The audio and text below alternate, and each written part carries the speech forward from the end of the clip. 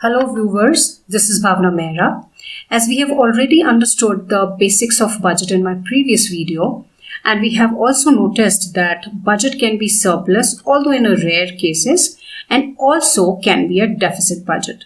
Therefore, here is a need to understand deficit budget, which is a serious concern, especially when a country is facing it regularly year after year. Yes, it is right that there is no particular reason to worry about 1 year's budget deficit. We might decide as a country to run temporary deficits for any number of good reasons. Let's say to finance a war or deal with a natural disaster, or other instances can be sometimes the short-lived events like temporary economic slowdown, and indeed can't forget the last year 2020, a year when almost every country either faced economic slowdown or economic crisis and landed with low revenue, etc. So deficit was natural. But if the slowdown situation is consistent, then even in the strong economy, there are chances that the country might face robust financial and economic threats. But here comes a question that are deficits ever good things? Then the answer is absolutely yes. In fact, during recession, temporary deficits are very good things. And let me tell you here that when there is a slowdown in any economy for 2 consecutive quarters, then it is known as recession. And here in this recession, the increased government spending can boost consumer confidence and can bring the economy back on track. Okay, now coming back to deficit. If we look at its dictionary meaning, then it is shortfall or insufficiency. In the same way, when we talk about the budget deficit, then it is the insufficiency of funds due to more expenditure and less income. Or can say that when our liabilities exceeds our assets, then this is deficit. Usually we measure it over a period of 1 year. Basically, there are 4 types of deficits on the basis of types of transactions, and they are revenue deficit, fiscal deficit, primary deficit, and effective revenue deficit. And all these deficits are calculated both in absolute terms and as a percentage of the country's gross domestic product, that is GDP. Now coming to revenue receipts.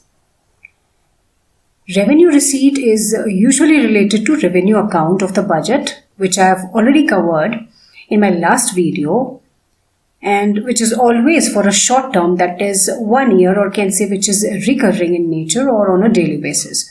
So when the government's revenue expenditure is more than its revenue receipt, then the government faces the problem of revenue deficit. So this is the formula: revenue deficit is equals to revenue expenditure minus revenue receipts. This is because of the regular obligations of the government, like repairs and regular maintenance of the public assets, interest which the government has to pay on a regular basis, then salaries of the government employees and subsidies to the general public, etc. Government has to borrow more. And remember, if this keeps on growing, then it will surely become a critical problem, as in all these expenditures, government is not getting anything in return. It means these expenditures are occurring not because of the investment of government, but only to meet the day-to-day expenses and functioning, which are completely non-returnable in nature. Now, coming to this screenshot I have taken from our government website, and the link of this website I have given in the description box, so do check that. The main purpose of showing you this whole statistics is just to tell you how to calculate it and how to read it, basically, right? So coming directly to the 14th point, that is revenue deficit. So revenue deficit is 6,66,545. But how did we get it? So as the formula which I have already shown you in the last screen, that was 10 minus 1. So now what is 10 here? 10 was, remember, that was revenue expenditure and 1 was revenue receipt. So in the same way, now find 10 here. 10 is this. This is revenue expenditure, which is 23,50,604, and revenue receipts are 16,84,059. So when you will calculate it, when you will deduct this, then you will get our revenue deficit. This I have shown here on this particular screen.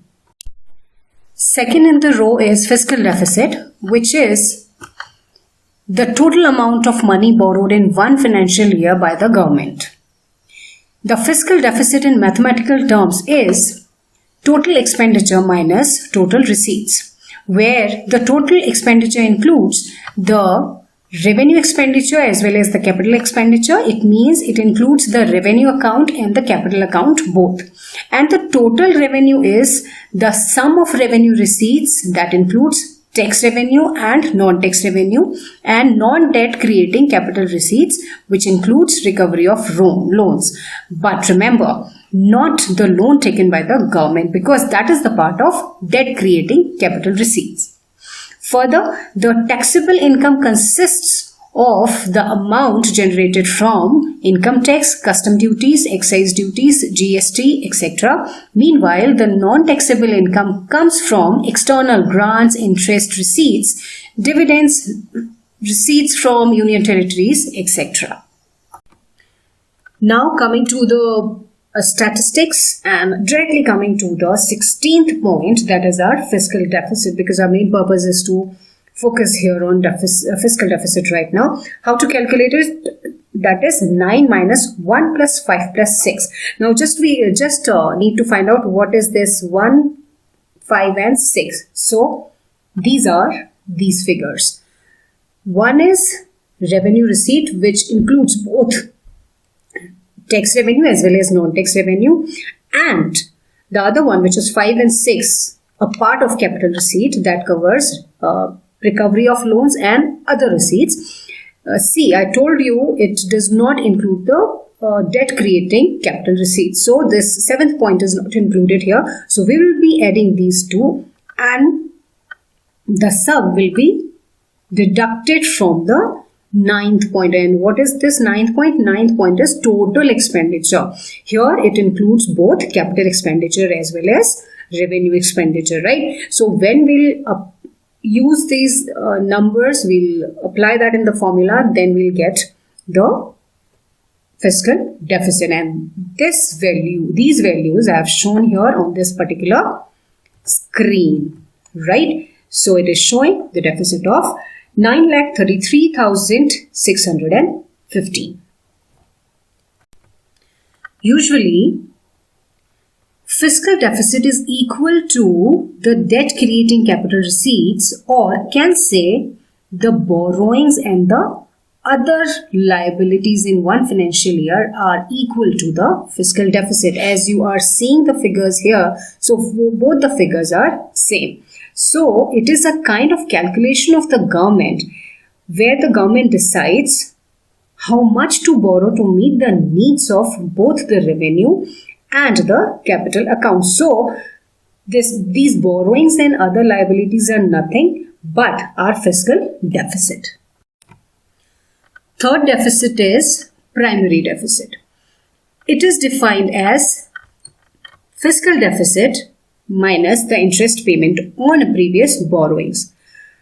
Fiscal deficit indicates borrowing requirements inclusive of interest payment, whereas primary deficit indicates borrowing requirement exclusive of interest payments. Now moving on to the actual data, and here directly coming to the point number 17, which is primary deficit. Here the primary deficit is 3,21,581 crore. This is the absolute value, and the value written just below that within bracket, that is 1.6, is the percentage value.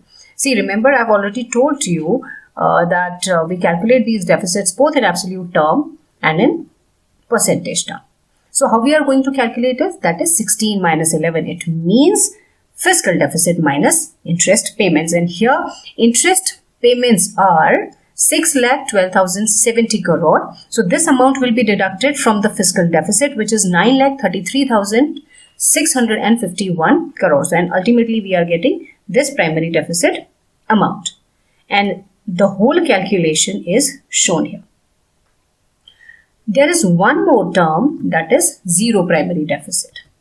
And this is the formula which you already know now. Now, when this zero primary deficit occurs, when your fiscal deficit is equal to your interest payments, it means total borrowings are used for the payment of interest. It means you are left with no more funds. So how will you invest more? You cannot invest more. Then how will you get more returns? So this is the situation where the country has to think, right? So there should be less primary deficit for a healthy economy.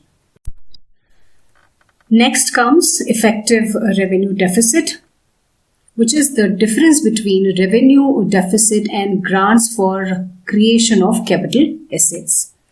Earlier it was not calculated, but this concept of effective revenue deficit has been suggested by Rangarajan Committee on Public Expenditure and introduced in the Union Budget 2011 and 12. The concept has been introduced to ascertain the actual deficit in the revenue account.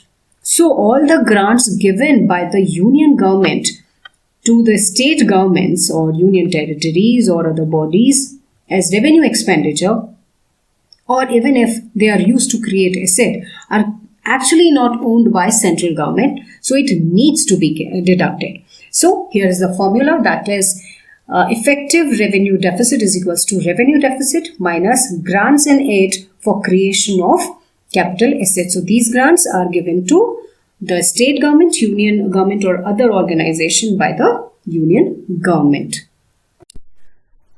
Now the statistics.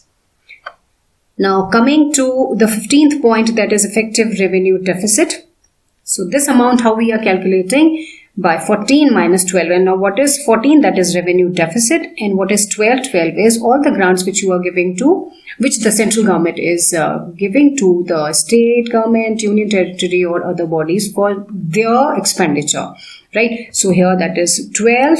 This will be deducted from this amount and finally we'll get our effective revenue deficit. So this deficit is actually done by other organizations or other states or union territories rather than the central government.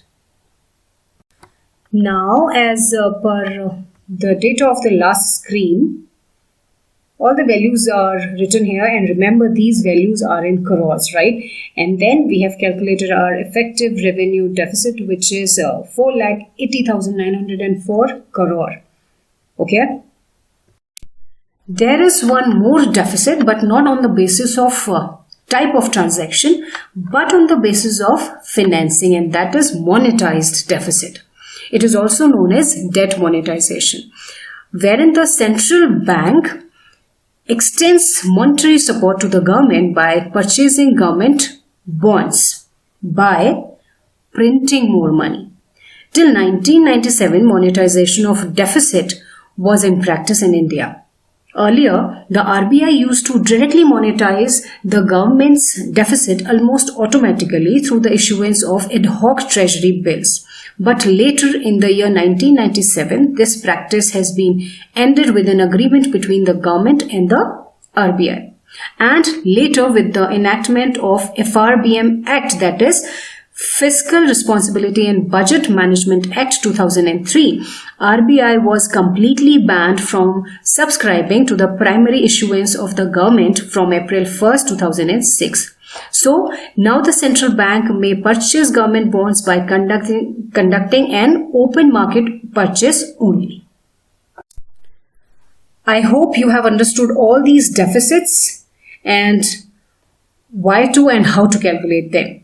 If there is any further query or if there is any other topic in your mind related to economics and business, do write in the comment section. I will surely respond to you, and for the keynotes, kindly check the description box. I will be coming soon with another purposeful video. Till then, maintain social distancing and stay safe. This is Bhavna Mehra signing off.